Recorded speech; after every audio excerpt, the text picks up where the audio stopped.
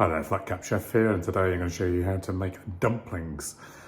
These are perfect for a lovely beef stew which I've got cooking. So they're really easy to make and they will just give that lovely texture to your beef stew. So what have I got? I've got a simple recipe here which is basically 2 to 1. Self-raising flour and then beef suet. So I've got, in this case I'm doing enough for 8, so that's 140 grams self-raising flour. Just going to give it a quick bit of a sieve. There we go. It's really easy to do this, and once you've made them, just pop them in the fridge and then we bring them out when we need them. And I'll do that. I'll show you how to cook them. It takes about 20 minutes to cook them. So I've got my flour, I'm going to add in my beef suet. I then want some cold water, and basically I've got initially about 3 tablespoons of cold water.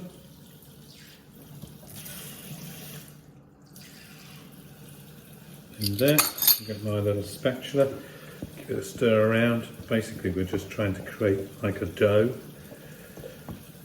and if it isn't enough, and there isn't at this point, see it's still a bit dry, then we just add some more water and another couple, so it starts to come together and you get fingers in. Washed hands, of course, from a hygiene point of view. You see it's starting to get stickier now, so it's a little bit more water. Don't want it too wet, but needs to form dough. Just 2 more. So I've now used 7. Now, see, suddenly it all comes together, like it's coming together now. Roll it around. Sort the flour off the side. Now, take that to one side. A little bit of plain flour on my board. Sprinkle. Fingers in. Let's put my fingers in the flour first. There we go. Give it a bit of a knead. It's quite sticky, but that's perfect. See the consistency here. Just roll it in the flour so it doesn't stick to my hands too much. I mean, this couldn't be simpler to make. Give it a good old squeeze, make sure the flour is all mixed in with the suet. And then, you want to make 8, so I find the easiest way to do this is just to kind of create like a sausage shape. Just turn it in the flour at the same time. So you're getting it floured up, ready to go. Then it's just use a knife, chop it in the middle. There we go, and then chop that in the middle, and then chop that in the middle. Same here. So take it, chop it in the middle, chop it in the middle, chop it in the middle, and then just form them into a ball, run them around your hands. There we go.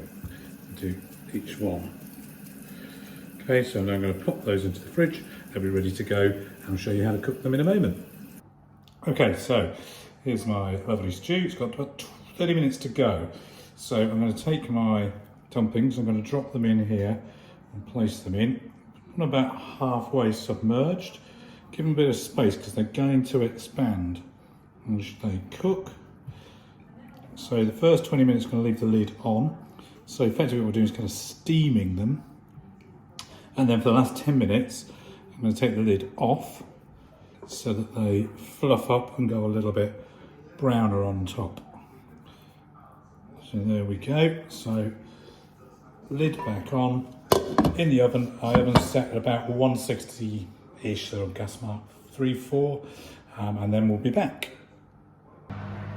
Okay, so And 20 minutes are up. Here we are. Just going to pop the lid off, and you can already see steam's going to come out. Whoa! You can see that they have fluffed up beautifully. Okay, so we're going to now leave them to brown on the top another 10 minutes, and then I'll be back just to finish off. Okay, so there we go. It's now out, and you've got these lovely fluffy dumplings. Let's just see what one looks like in a pan over here. A pan, in a bowl even. Taken out. This is actually ox cheek beef stew, which I'll put onto the side at some point. And look at that. You have the most delicious, fluffy,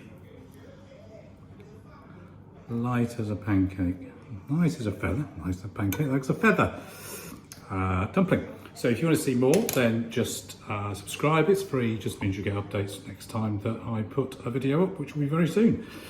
Back soon. Bye bye.